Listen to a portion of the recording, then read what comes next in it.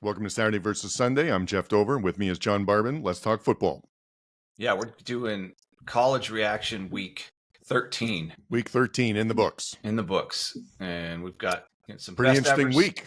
Yeah, it was interesting. Now, we still had some teams, some Big Ten and big SEC teams doing their cupcake games, which sucks because there's just major teams missing from the action. Yes, exactly. Imagine what that would have been like if like Tennessee or, what's it, Georgia, Oregon, had South Carolina, all of those teams had were Georgia had a playing meaningful game. Yeah, but they were all just doing whatever.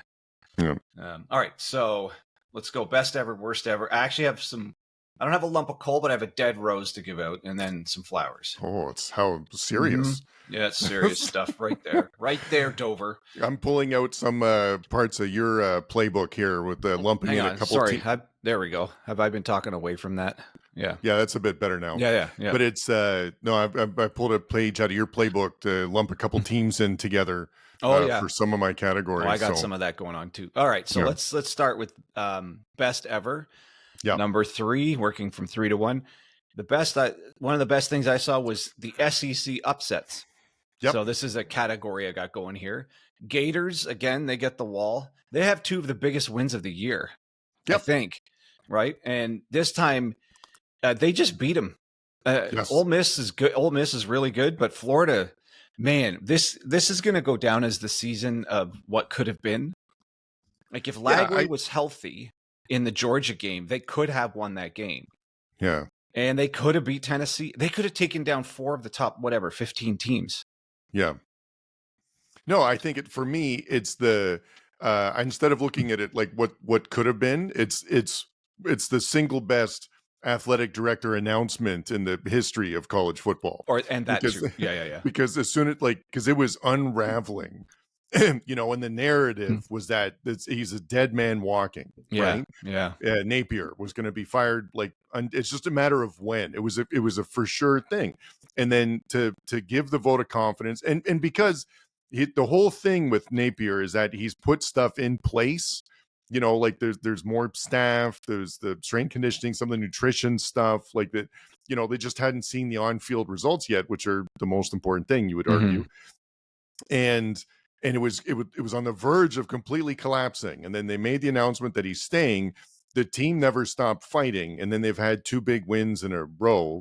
And so that it's an amazing turnaround. So you're right. It's hard not to, if they had all their, the ducks in a row from the day one, it would have felt a lot different, but it's I just think it's a great turnaround and it's, their next season is looking forward to more than I would have thought. Oh yeah, totally. And Lagway, what's he 4-1 as a starter? He's legit. Yeah, that's a good point. He's totally legit. And that's the other thing. They were going with Graham Mertz. I guess his statistics were good from last year, but I don't think anyone really believed that was the answer at quarterback.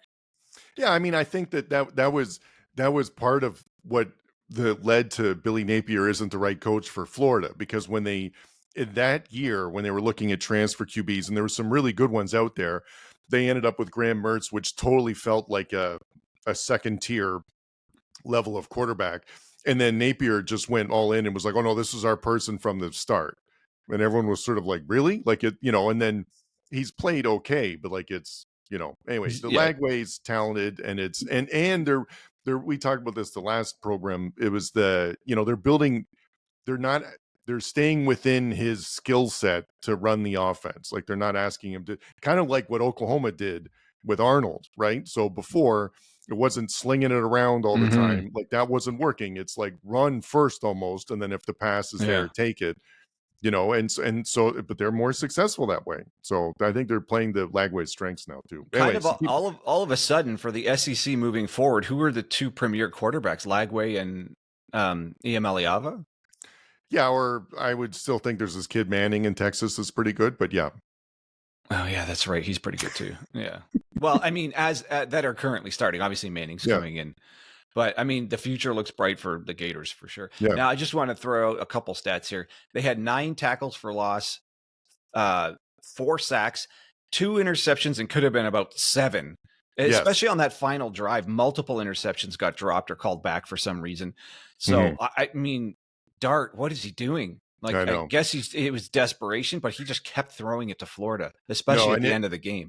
Yeah, exactly. And for someone who's had that much experience, it's really shocking that it had that many turnovers and throwing it into just so like the last one was really bad with 3 in the end zone. Like there wasn't even a receiver close, you know, and then same thing when he overshot the guy in the sideline. Like that's not good. So he was determined to throw it to a Florida player and have the player catch it. So that's the other difference with the Florida's defense, because it was really struggled the last couple of years, and now it seems to be coming around. And the big thing is just seeing how they react on the field. Like they're in a better position now, and they're just reacting as opposed to before. They're really flat-footed and was chasing after stuff, but at this time everyone seems to be in the right position. So yeah, good for Napier. He's got them fighting. How about this? Within the last let's say 6 weeks, it went from let's get Kiffin to Gainesville, and I was in on that, to now I kind of like Napier better than Kiffin. Well, and I think it took a minute. Like this, you know, again, I don't want to compare Napier to Saban, but I remember Saban early on at Alabama, they lost to Louisiana Monroe, and that was sort of like, oh, wait a minute, like, is this going to work out or not for a split second? And then he went on for a huge dynasty. And so this feels like similar in terms of had struggles. Are we sure about this? But like had put stuff in place and laid down the groundwork, and then now it's really feeling like it's hitting their stride. Well, and Josh Pate does his tour where he goes and visits all the schools, and I remember someone interviewing him about this, and he's like, "Oh, everything's there. That's a premier job," because they were asking, "Is Kiffin better off at Ole Miss or Florida?" He's like, "No, absolutely Florida. Like everything's there. Just give it some time to breathe." I think that all of these administrations pull the trigger too fast on these coaches. If they have a plan in place, let the plan unfold. Like Napier hasn't even got to a full set of recruiting of his own players. He's still using players from before. Oh yeah, no. That's the hard part about the SEC and the big, well, maybe less than the Big Ten, but the SEC, it's a real win now thing. And if it's 2 years, like it's amazing how often coaches win a national championship and get fired 2 years later, right? And Anyway, so as SEC upsets, you had Florida. What else? So that was the big one. The Sooners beating Alabama. That we're going to cover that later. I just wanted to call it out in my category here of big time upsets. Good for the Sooners. They were starting to have the chatter of they don't belong in the SEC type stuff, but that was a big win. Good atmosphere there, especially. I mean, they're fighting just for a bowl eligibility, but boy, that defense showed up. And then the Auburn Texas A&M game, man. I mean, that was just a hell of a game. And now it killed us on our bet when it went to triple overtime, and we couldn't win because we had them by 2.5, and you can only win by 2, and they lost anyways. But as it was happening, I said to Dean, I'm like, oh, okay, so do you see what's happening here? We can't win this one anymore because that took a second for me when I was like, and then when they announced it, I was like, wait a minute, hold on, we can't. So like, win. what can happen? Yeah. What if he doesn't? It's like, no. 2 is the most, and we had them at 2.5. Fuck, it sucked. Anyways, so I appreciate this as a category because it was the chaos that this season suggested could happen, and we got it. And there's even more chaos to talk about later. But anyways, that was my third best thing I saw was the big time upsets in the SEC. Yeah, no, that's a good one. So the third best thing I saw was the good teams holding serve, because not everyone did this week. It was a bit of a crazy week, but SMU, Notre Dame, Texas, and Miami, you know, like it wasn't, I don't know if there was talk about like a major upset in one of those, but like they didn't think that about Alabama either, you know? So they handled those games. So SMU to be in the championship game the first time in their with the conference, and, you know, Kentucky's tricky. Like the Kentucky's played some good teams. You know, tough. Oh, and their quarterback looks good. This Boley guy. Yes, he does. I'm thinking, okay, they got something here. This guy's a gamer. Yeah, no, for sure. And then same thing. A lot of people were talking about Army and Notre Dame, like how close was that one going to be? You know. So anyway, so just really good to see those teams play well, legit competition teams. And you don't want to put Ohio State in there. Is that a different category for you? Well, I had a different one. That's a different category. That's not really holding serve. That was a bigger game than holding serve. Yeah. Okay. Well, that was good. And I have my second best thing I saw: Iowa State and Arizona State. Ooh. Totally taking the reins in their conference where they needed to. Now there's a 4-way tie, I guess, at the top of the Big 12, and there's up to, I was just reading an article today, there's over like 250-ish combinations still of Yes. teams that could get in here.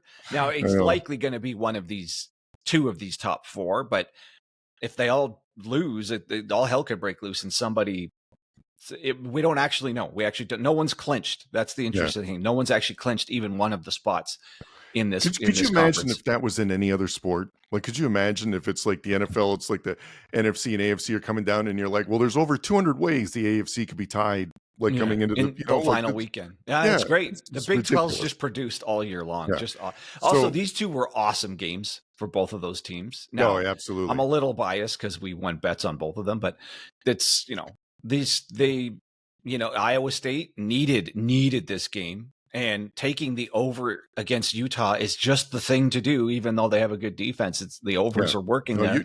Yep. And then Arizona State, that was one of the most entertaining games of the weekend, especially the end was so weird that the goddamn refs have to.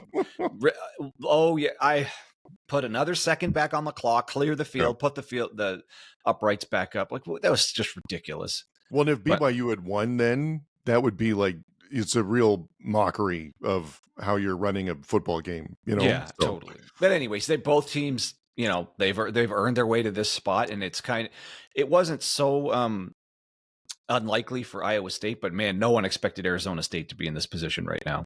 So it's Arizona State 6-2 in conference, BYU 6-2 in conference, the Iowa State 6-2 in conference, Colorado 6-2 in conference. So that's all the top 4. And who's beaten all of them? Kansas. or 3 of them anyways. So we'll talk about Kansas 3 later, ranked teams in a row. Yep. Yeah. Well, 3 of those teams in a row. Yep. And 3 ranked in the top 25. But that is crazy. And also their overall records were 9-2 for everybody except for Colorado's 8-3. So it's just really it's really nuts. But that fun conference, it's been producing all year. It's just so much fun. So the second best thing that I saw this weekend were teams that at the beginning of the season were picked last or near last in their respective conferences, but having good seasons. So that's Florida.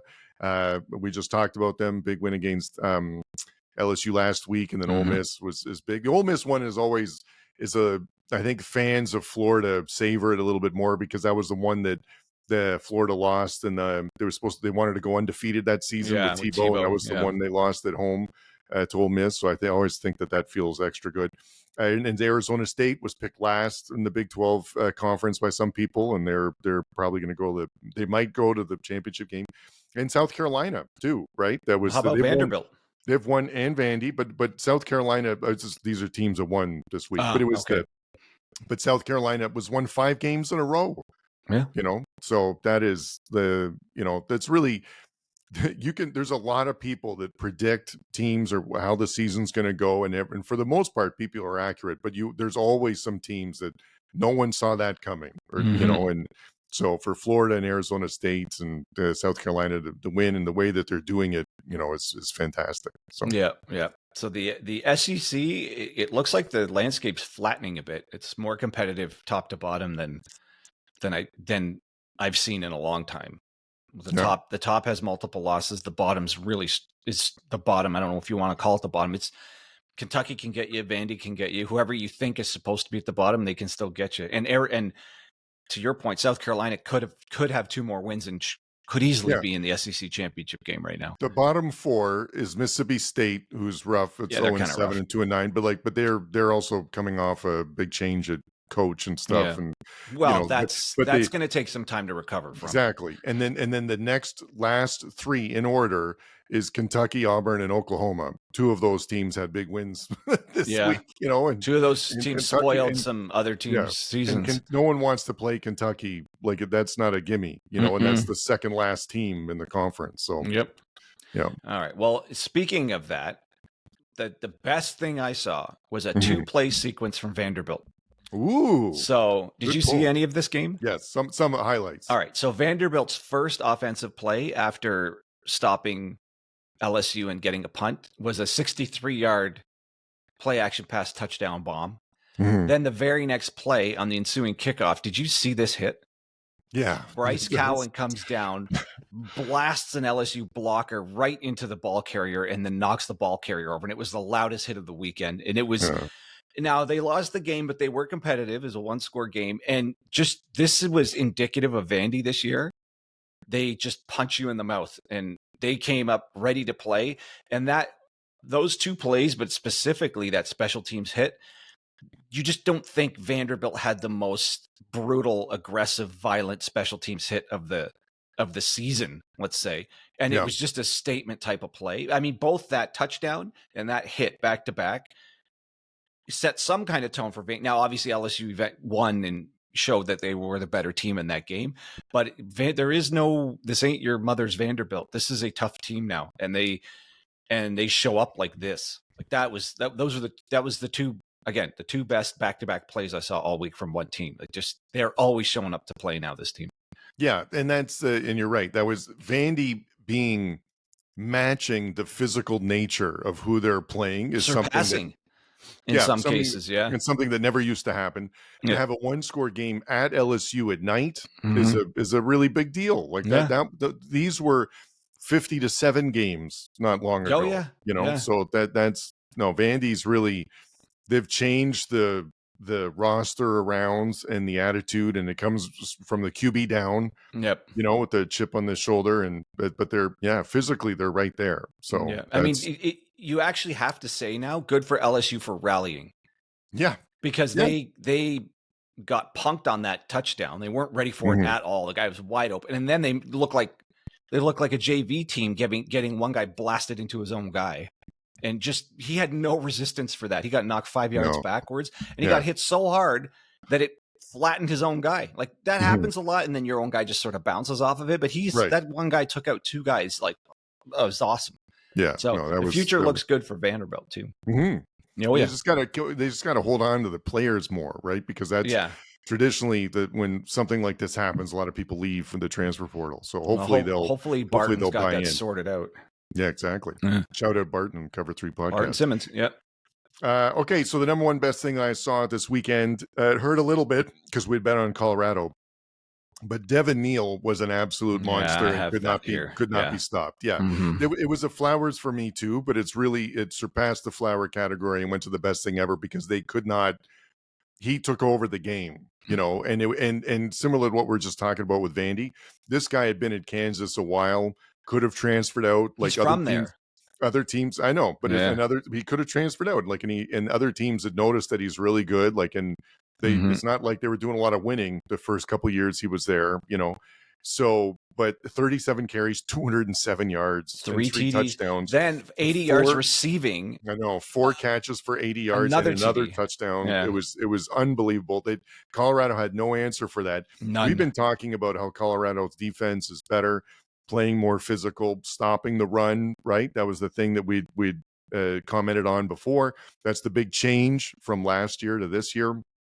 And could not do it this game. And no answer for him at all. And it's not like Daniels. This was one where Daniels just passed enough to keep it honest because they were just feeding Neal. So it's not even like Daniels had a fantastic game. He didn't need to, and it's smart not to. Yeah. Yeah. If Neal's going to get all the touchdowns, it's a way safer way to play. And until they can, why would you bother challenging Colorado secondary if you don't have to? Yeah, exactly. So, and it's that's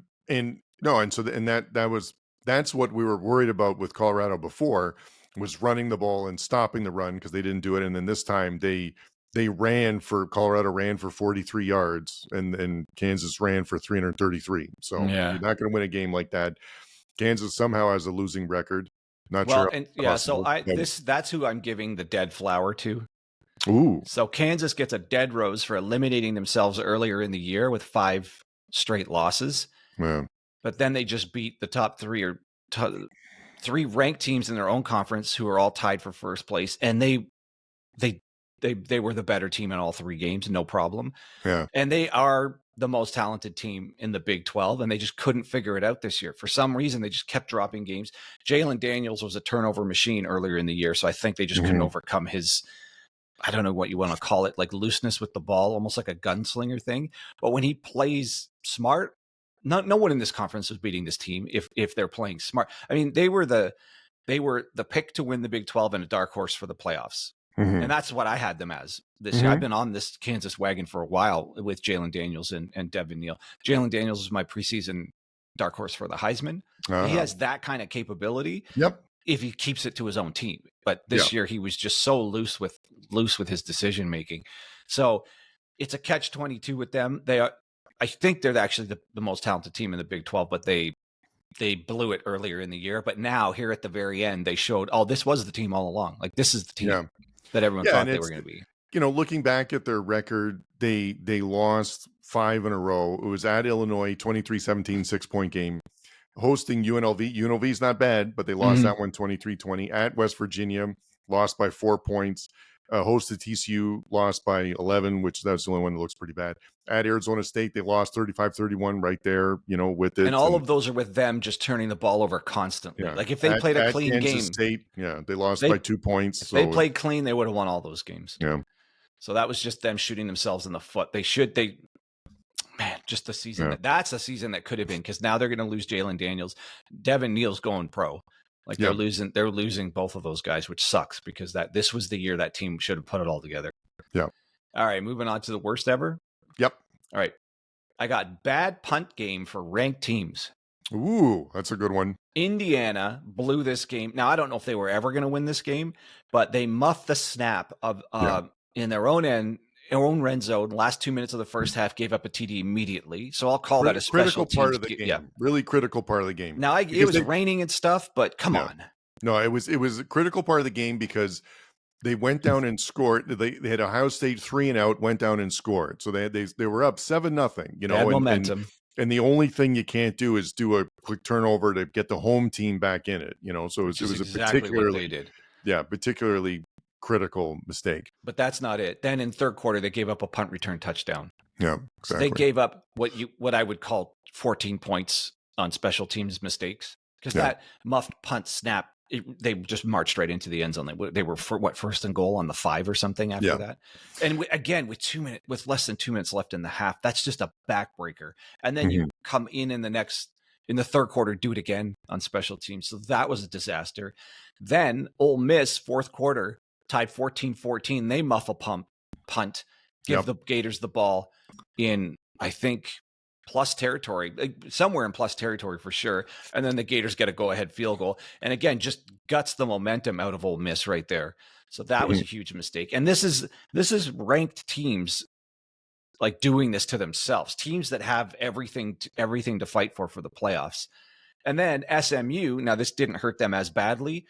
SMU muffed a punt and they got tackled on their own 1 yard line after that. I mean, he actually ended up in the end zone and he had to do everything he could just to get to the 1 yard line. So now it didn't hurt them. But again, here's another team that's got everything to play for, the conference title and a playoff bid. And they can't even field punts. Like championship teams don't do this. Then we're not done yet. Iowa State muffed a punt in their own red zone. Then they got a punt blocked in their own red zone and Utah recovers for a TD. Utah had 2 touchdowns, not on offense here. Yeah. Now that got us the over, but this game should have not been this close. Iowa State was just shooting themselves in the foot all over the place on punt game. So that's 4 teams with everything to play for. One of them gave the game away, Ole Miss. Now, maybe not on that play, but every point mattered in that game, and that they couldn't afford to do that. The other ones all survived, but you can't keep doing that. You can't do that in your conference championship game. If any of them make it to that game, I don't know if Indiana has any chance now, or if they get selected for the playoffs. You can't be doing this. You can't be giving up punt returns, muffing punts. Like you just can't. You just can't. If you're a championship team, you cannot do this stuff. No, special teams are important, and people underestimate the importance of field position a lot too. Like when you start, the chance of you scoring when you start within your own 10-yard line is significantly less than you start from the 30-yard line or even the up, 20. Yeah, so it's a direct correlation between scoring and where you start. And that's why those, some people don't think much about punters or special teams or things like that, but that stuff's critical over the course of the season and games like this, because you're just not, it's just the the data shows. It's harder to score when you've got more to cover. So it's just really bad when you see it. Yeah. So the number 3, well, I would say worst thing that I saw, but I never saw any of it, was the Georgia and Tennessee game, because didn't even look at the highlights, because why bother? So yeah, and it's just disappointing, because it's if they were just playing conference games, it would have been interesting, So that's the closest thing to a nothing NFL game that I've had, like, where I just won't even look at the highlights. Like, and I like watching Tennessee on offense. I've talked about that before, but I just have zero interest in watching Tennessee UTEP highlights. So, and it's not a highlights; it's a practice game. Yeah, and so it's ridiculous. But we talked about this before. Like, the chance of injury is still real, So but anyway, it's just really disappointing, because like I didn't, Carson Beck threw for almost 300 yards, and I couldn't care less. Because it's irrelevant. Yeah, completely. Because of who he's playing against. He should have thrown for 600. Yeah. It's just too bad. I mean, yeah, that's a perpetual worst ever until they stop doing this cupcake games in the 11th, 12th, 13th week of the season. Like, just stop it with that. All right, my number 2 worst ever was Colorado's defense. We kind of already covered this. Yep. It completely let them down. They gave up 330 yards rushing. Like, the other team Kansas didn't need anything through the air, because they just demolished them on the ground. I don't know if this is just a no-show, or is Kansas really that much better than them? Is the rest of the Big 12 that bad and Kansas is that much better, or did they just no-show? Sanders afterwards said I know he criticized his team for being drunk on success or intoxicated with success, maybe feeling themselves a little bit too much. But man, that they got crushed in the offensive and defensive lines. They had nothing on the line of scrimmage. That's where the game was won there, and they had no chance, chance on either side there. No, and it's really, that's what been the biggest improvement with them this season, and it was absolutely not. And it's just weird for it to happen against Kansas a little bit, but then again, Kansas had probably the hottest 3-game streak out of anyone in college football this past 3 games, right? So they've clearly found something. So, well, and it was never that Kansas's lines were bad or running games good. Jalen Daniels was just good for 2 or 3 picks a game, and you just can't recover when he's just throwing the ball away that much. Yeah.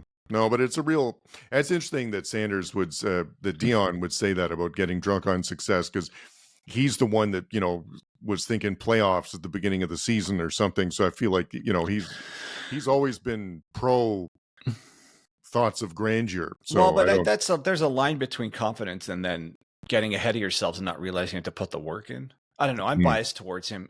Whatever coverage you see of him, the way he coaches, he seems to coach the right way. So, but again, you could also say it's his fault for them getting that caught up. So I don't know. Yeah. The thing is, they're still not out of it. There's still a chance there.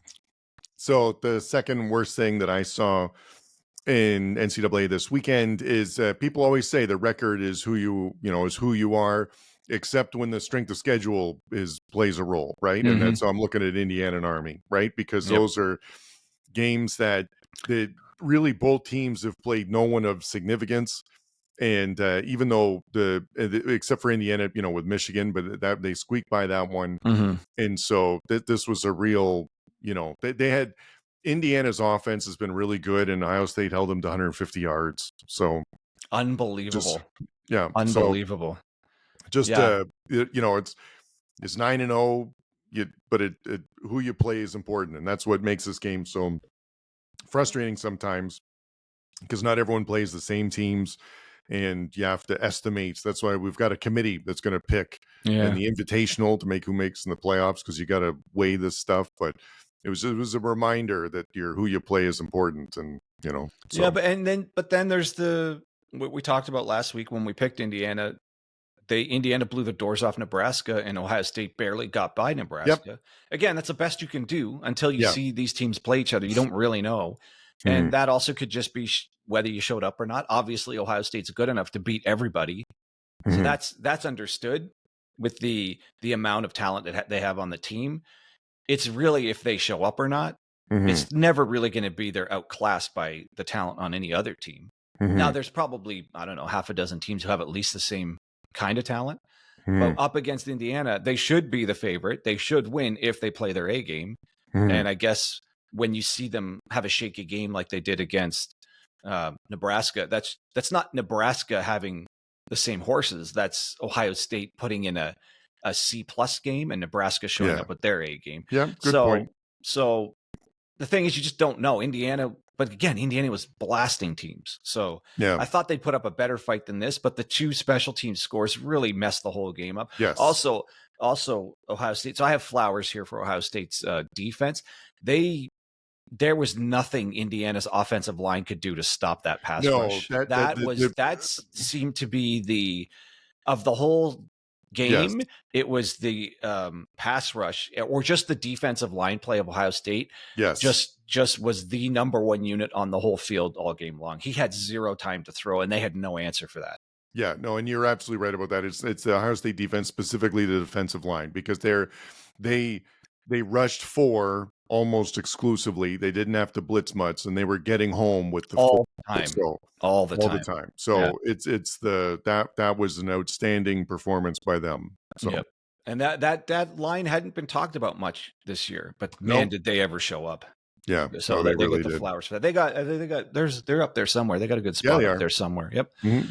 All right, so where are we at? Your number 2 worst? My number 1. Because mine was Army in Indiana. Like the record is who you are. Oh yes, yeah. Well, in Army, we won the over, but that was all because of Notre Dame.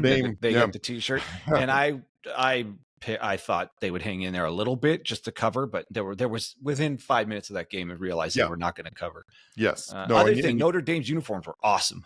Yeah, that was crazy. There was the gold numbering and and it was the Shamrock Series thing that they had going on was really good.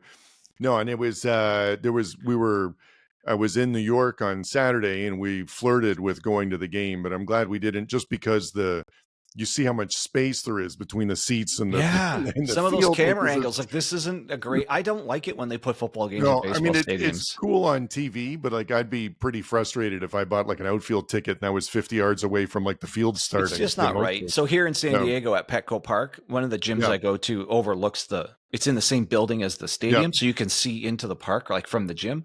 And when they're setting up for the Holiday Bowl, which now I think is at Snapdragon Stadium, which is super nice, the San Diego State's new stadium.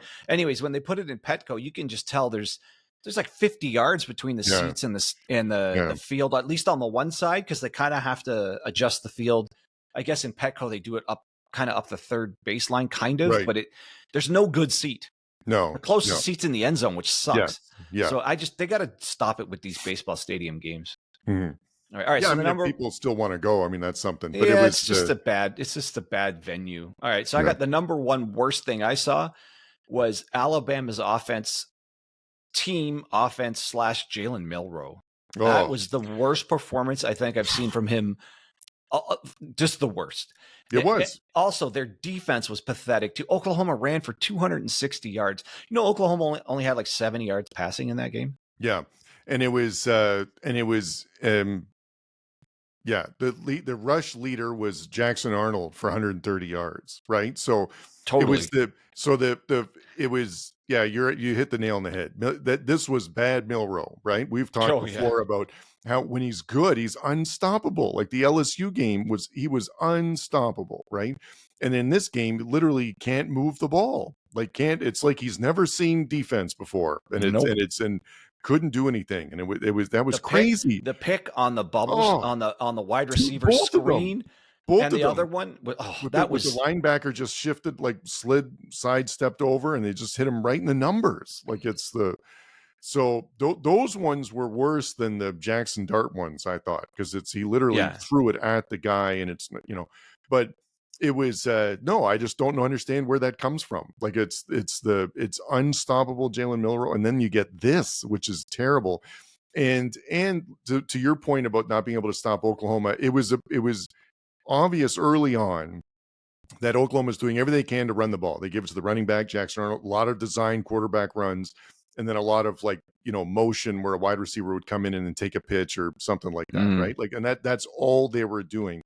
And so I'm a little surprised that there wasn't more of a defensive adjustment, to really threaten the pass, because they were clearly not doing it, No, Oklahoma did to Alabama what everyone thought Alabama would do to Oklahoma.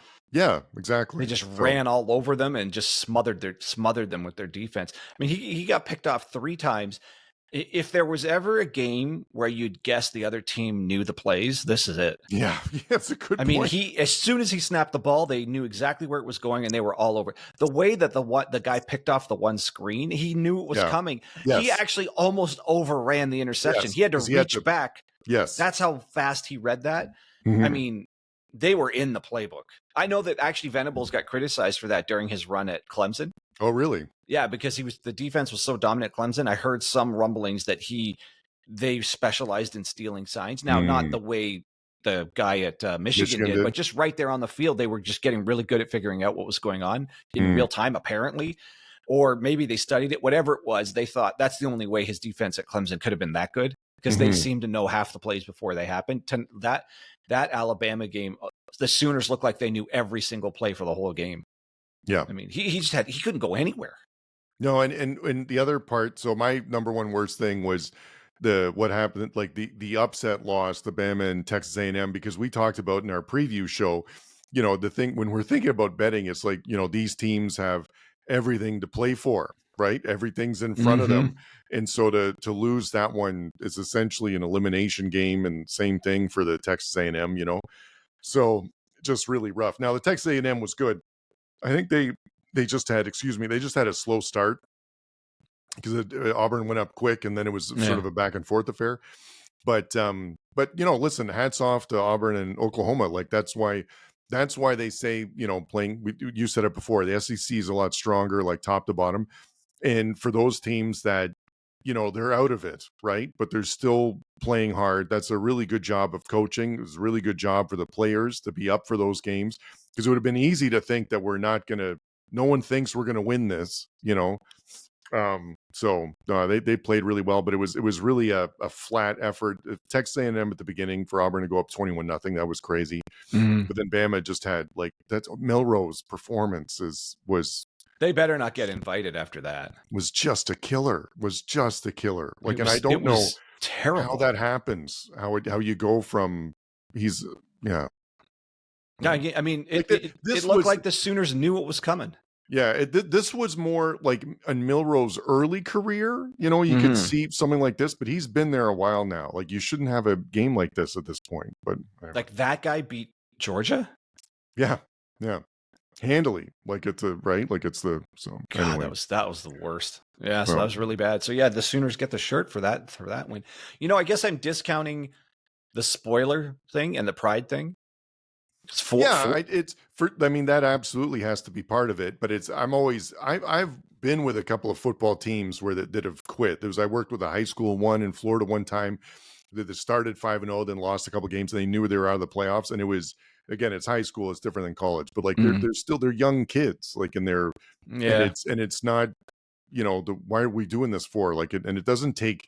It's not like all 60 guys have to do that. Like, it's just, a third of them, or, like half, like, and then it's going to be a real problem on the field. So it's always good for them, for showing up and, believing they can win and taking it to them. Like, the Oklahoma dominated that game. Like, Alabama had no chance. And it was pretty apparent pretty early on. They were never going to move the ball on them. It was ugly. That was crazy. Moving on to Flowers. Yeah, go ahead. Billy Napier, that team he's got them playing as good as any team in the country. And I think he's obviously secured his next year. We've already heard from the administration that he's staying a year. And all arrows are pointing up for Florida. I mean, even Santiago texted me saying, looks like Napier's got a home. So that's they're, everyone different from a month ago. Everyone in the SEC needs to be on alert now. Like, if this team gels and all of the talent gets back and gets healthy, and whoever's coming in because they've been nailing recruiting classes too. It's not like they're out of the top 10 or anything. They have good recruit. So Flagway's going to be that. I mean, Georgia better be on alert. Everyone better be on alert next year.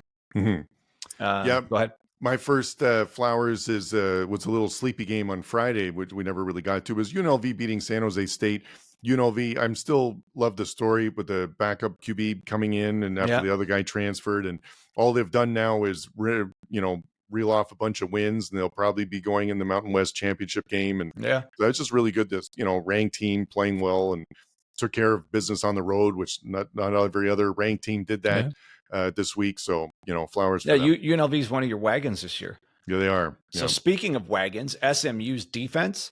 Oh, yeah. 9 sacks and 12 TFLs. So they're the only team in the ACC that they've clinched. So in their first year in the ACC, they've clinched one spot, and Miami can win their way in, and Clemson needs help, and Clemson could get in. But again, SMU is the only team that's clinched already, and good for them. First year in the conference. And I mentioned this a couple of weeks ago. They're one of the most fun teams to watch because their defense is like this. It's a lot of negative plays. It's a lot of havoc plays. And then their offense gets yards and chunks. And as far as tempo, that's the fastest offense, I think, in the country. When they get going, they go really, really fast. I know lots of teams do it, but that seems to be the fastest if you're kind of watching and just paying attention to like who seems to be the quickest. They seem to be for sure the quickest when they get it on a roll. And it totally worked that game too. They had a series in the red zone where the other team was still trying to organize themselves and they were just running it in for a touchdown. And a lot of times the team doing the tempo will get a illegal procedure. Like they won't have it buttoned up, but they go really fast and they're never out of position when they do it. So they've got that thing buttoned up. Yeah. And especially to have that good of a defense too, because that's the other knock on that fast of a team. Like, cause when it works, it's great. But if you do like a quick 3 and out and your defense is literally back out there within 30 seconds, like that's bad. And so the teams run into that trouble before too, right? Like ball control and stuff like that over time.